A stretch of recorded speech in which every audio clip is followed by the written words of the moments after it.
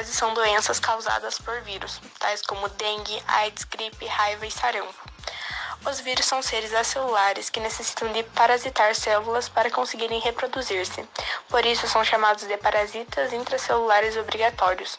Como eles não são capazes de realizar atividades metabólicas fora de uma célula, muitos pesquisadores não consideram que esses seres são vivos.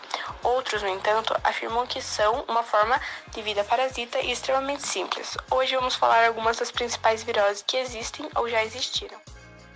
Espanhola. A gripe espanhola foi causada por uma mutação aleatória no vírus da gripe, influenza, que deu origem ao vírus H1N1. Esse vírus é transmitido do contato direto de pessoa para pessoa.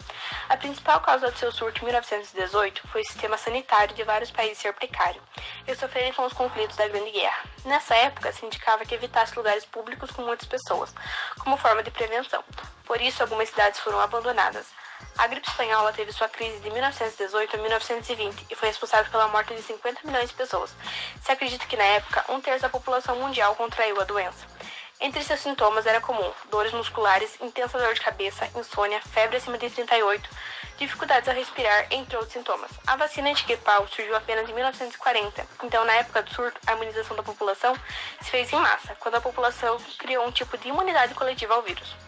Uma curiosidade interessante é que dentre as pessoas que adoeceram na época está Rodrigues Alves, que foi o 5º presidente do Brasil, entre os anos de 1902 e 1906.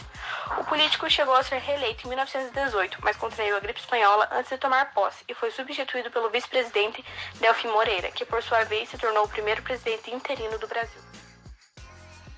A cachumba é uma doença causada pelo paroxivírus da classe Rubulavírus, um tipo de vírus que comete caracteristicamente as glândulas parótidas, que são as maiores das 3 glândulas salivárias. Sua transmissão ocorre por via aérea, por meio da dispersão da gotícula ou por contato direto com a saliva das pessoas infectadas. Curiosidade interessante, a cachumba pode ter os mesmos sintomas parecidos com a dengue. A melhor maneira de evitar a cachumba é através da vacina tripserial, aos 12 e 15 meses de vida. Caso uma pessoa seja infectada, ela não deve comparecer à escola ou trabalho durante 9 dias após o início da doença. A cachumba nunca afetou muita sociedade, pois é uma doença controlável que raramente leva à morte, apesar do Brasil demonstrar diversos casos todos os anos. Dificilmente há complicações. Seus principais sintomas são febre, calafrio, dores da cabeça e musculares, e ao mastigar ou engolir, além de fraqueza. Uma das principais características da doença é o aumento da glândula salivária, próxima ao ouvido, que faz o rosto inchar. Mononucleose. A mononucleose é causada pelo vírus Epstein-Barr. Ele está presente na saliva e, por esse fato, a doença é conhecida por doença do beijo, pois a forma que mais ocorre a transmissão é através do beijo. A doença é caracterizada pelos sintomas de irritação na garganta, glândulas inchadas, falta de apetite, fadiga e irritação na pele. Seu tratamento deve ser feito através da medicação de analgésicos, líquidos e muito repouso. A doença não é considerada grave e não leva à morte. Por esse motivo, não existe uma vacina para essa doença, nem uma medicação própria. Se você está infectado, pode ajudar a prevenir a propagação do vírus para outras pessoas. Evite beijar o parceiro ou parceira. Não compartilhe alimentos, pratos, copos ou outros utensílios por até vários dias após cessar os sintomas. Tendo seu diagnóstico, se deve fazer um hemograma completo, pois a doença causa variações das plaquetas. Uma das curiosidades sobre a mononucleose é que, apesar que os sintomas não passem de 1 a 2 semanas, a pessoa vai carregar o vírus para o resto da vida e algumas vezes pode transmiti-lo também. A AIDS é causada pelo vírus HIV, que interfere na capacidade do organismo de combater infecções. Ela é propagada por produtos sanguíneos, como agulhas sujas ou sangue não testado, por sexo vaginal, anal ou oral sem proteção, de mãe para bebê durante a gravidez, parto ou amamentação. Os sintomas requerem um diagnóstico médico, mas a partir de algumas semanas depois da infecção pelo HIV, podem ocorrer sintomas semelhantes aos da gripe, como a febre, dor de garganta e fadiga. A doença costuma ser assintomática até evoluir para a AIDS. Os sintomas da AIDS incluem perda de peso, febre ou sudorese noturna, fadiga e infecções recorrentes. O tratamento da AIDS é feito por meio do uso de antivirais contra o HIV.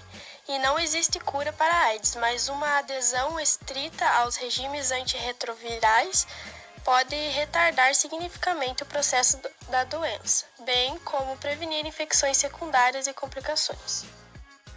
O 1977 e 78, os primeiros casos identificados nos Estados Unidos, Haiti e África Central, descobertos e definidos como AIDS em 1982, quando se classificou a nova síndrome. Em 1980, o primeiro caso no Brasil, em São Paulo, também só classificado em 1982. Em 1982, descoberto o fator de possível transmissão por contato sexual e primeiro caso por transfusão de sangue. Em 1983, a primeira notificação de AIDS em criança e, no Brasil, o primeiro caso no sexo feminino. Em 1904, foi instaurado o primeiro programa de controle de AIDS no Brasil. Em 1985, o primeiro teste anti-HIV é disponibilizado, primeiro caso de transmissão vertical. Em 87, foi o início da utilização do AZT, que é o primeiro medicamento que reduz a multiplicação do HIV. Em 1996, é a queda das taxas de mortalidade por AIDS diferenciada por regiões, e a infecção aumenta entre as mulheres e na população de baixa escolaridade e baixa renda. Em 1997, aconteceu a implantação da Rede Nacional de Laboratórios para monitoramento de pacientes com HIV em terapia com antirretroviral. Em 99, a mortalidade dos pacientes cai 50% e a qualidade de vida melhora significativamente. Em 2000, a proporção nacional dos casos notificados é de uma mulher para cada 2 homens. Em 2008, a conclusão do processo de nacionalização de um teste que permite detectar a presença do HIV em apenas 15 minutos. Em 2009, é que desde o início da epidemia são notificados 544.846 casos de AIDS no Brasil. Em 2010, os governos do Brasil e da África do Sul firmam parceria inédita para distribuir 30 mil camisinhas e folders sobre prevenção da AIDS e outras doenças sexualmente transmissíveis durante a Copa do Mundo de Futebol. A poliomielite, também chamada de polio ou paralisia infantil, é uma doença contagiosa aguda causada pelo poliovírus, que pode infectar crianças e adultos por meio de contato direto com fezes ou com secreções eliminadas pela boca de pessoas doentes. Quando a pessoa contrai o vírus, ele passa pela boca, espalhando-se pela garganta e intestino, local onde fica hospedado.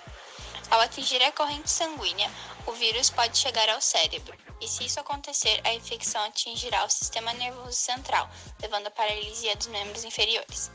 Muitas pessoas infectadas com o poliovírus não ficam doentes nem apresentam sintomas, o que dificultou muito o controle da doença, porém aquelas que apresentaram citaram fadiga, febre, mal-estar, sensação de desmaio ou fraqueza como os principais sintomas. Não tem tratamento específico. A doença deve ser evitada tanto através da vacinação contra a poliomielite como por medidas preventivas contra doenças transmitidas por contaminação fecal, de água e alimento. Felizmente, essa vacina é disponibilizada pelo SUS e toda criança até 5 anos deve ser vacinada. Entretanto, na história, a poliomielite foi identificada em 1908, porém a sua vacina começou a ser distribuída apenas em 1980. Mas teve um sucesso em sua ação, tanto que o Brasil não registra nenhum caso de pólio há 22 anos. Um fato interessante sobre a imunização da poliomielite é que, graças à dedicação do Rotary e dos seus parceiros, mais de 16 milhões de pessoas não ficaram paralíticas e estão vivendo com dignidade. Desde 1988, foram imunizadas mais de 2,5 bilhões de crianças contra a polio. A febre amarela é causada por um vírus do gênero Flavírus, transmitido por mosquito pertencente à espécie de Aedes. Principais Aedes aegypti, responsável por também transmitir a Zika, a dengue e a chikungunya. O vírus transmitido pela picada do mosquito infectados não é transmitido direto de pessoa a pessoa.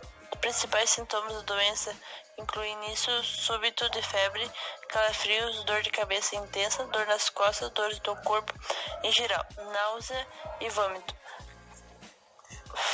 fadiga e fraqueza. A maioria das pessoas melhora após esses sintomas iniciais. No entanto, cerca de 15% apresentam um breve período de horas de um dia sem sintoma. Então, desenvolve uma forma mais grave da doença. Se você identificar macacos mortos na região onde vive ou está, informe imediatamente as autoridades sanitárias do município ou estado de preferência, diretamente para a vigilância.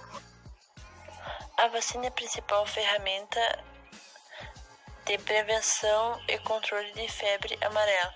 O SUS oferece vacina contra a febre amarela para a população desde abril de 2017. O Brasil adota o esquema vacinal de apenas uma dose durante toda a vida, medida que está de acordo com a recomendação da Organização Mundial da Saúde, a OMS. Toda pessoa que reside em áreas com recomendação da vacina contra a febre amarela, pessoas que vão viajar para essa área devem ser imunizadas. Comunidades sobre a doença é que em 1685 Pernambuco registrou casos de doenças e em seguida Salvador também teve quase 1.000 mortes em apenas 6 anos. Rubéola.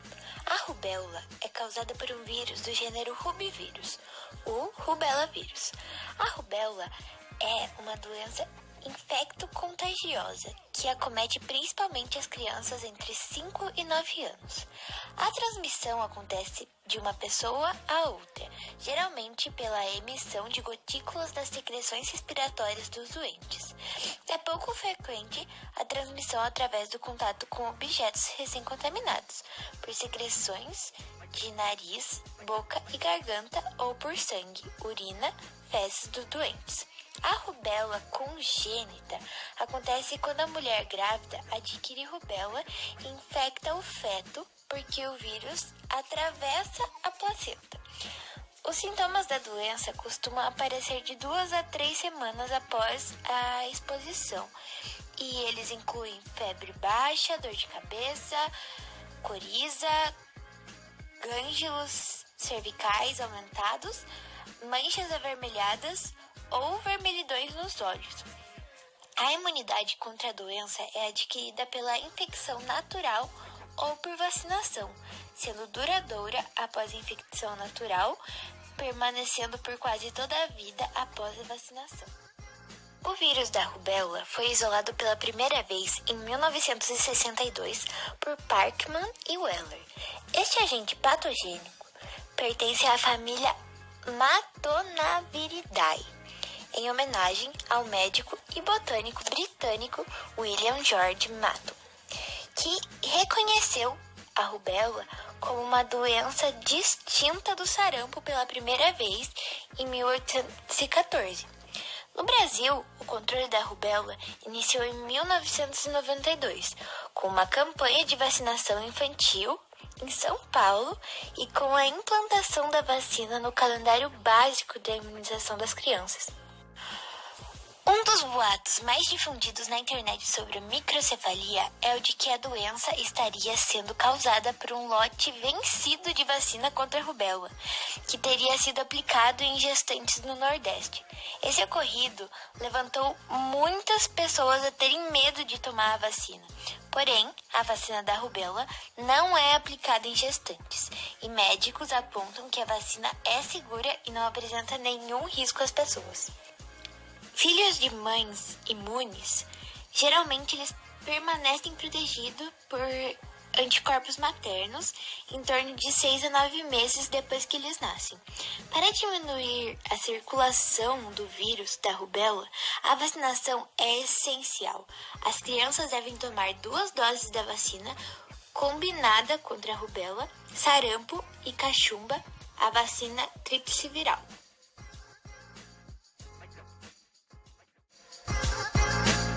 Like the